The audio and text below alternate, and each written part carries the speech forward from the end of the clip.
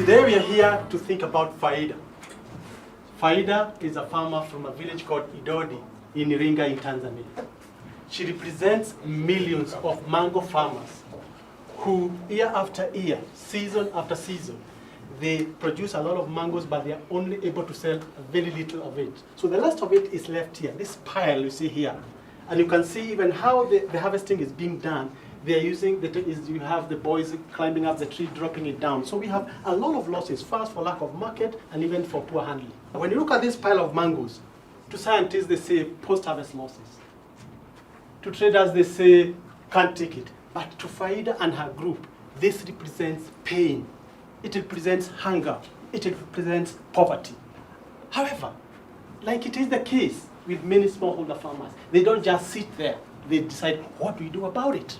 So in her normal social group, they tasked Faida to see what can we do about our mangoes. And therefore, Faida went out there starting to check what can be done. What other market can we sell to, other than the few, the one market that is collecting 10% of our mangoes.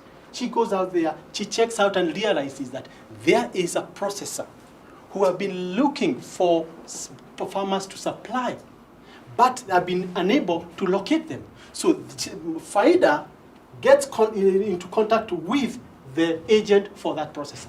And the agent now comes and they explain to her what they can do. And Faida was like, please don't explain to me. I would invite you to join my group next week. So the next week they are meeting. The agent comes in, explains to them, first of all, thanks them for coming together as a group. Because it is very important that is the very important step for them to move to the next level.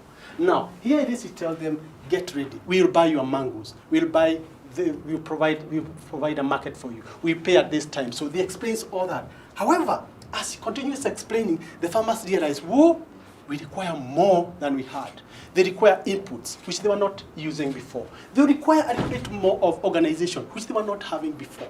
And therefore, they start worrying. She leaves them with the contact of the banks, leaves them with the contact of other trainers, leaves them in the contact of the government and the trainers who are involved in this. And the farmers are happy. They are like, wow, you mean we can see this in one season? She's like, you just wait. You give me a call and let's keep checking. I'm telling you, this is the real life. They're like, can we really see that? They say it's okay. So you can see now the group, Faida now starting to smile a bit. That case was now, you can see she's starting to smile. And you can see now the ecosystem of the farmers, of the players coming together for the benefit of Faida and the millions of the farmers in this situation. And then you can see now the farmers start planning long term.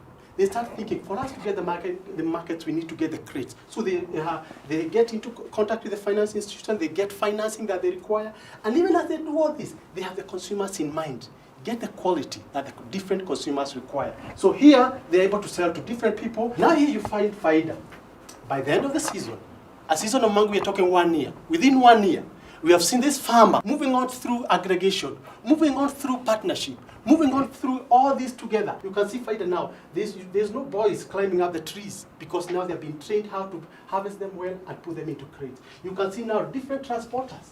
I'm telling you, when you move this one, within 1 season, you move from that 100%, you move from 40%, 60% losses to 100% joy. Move from hunger to food security. Move from losses to prosperity. Thank you, that's the journey of Faida, and we invite you all to move her from that journey to this destination. Asante sana.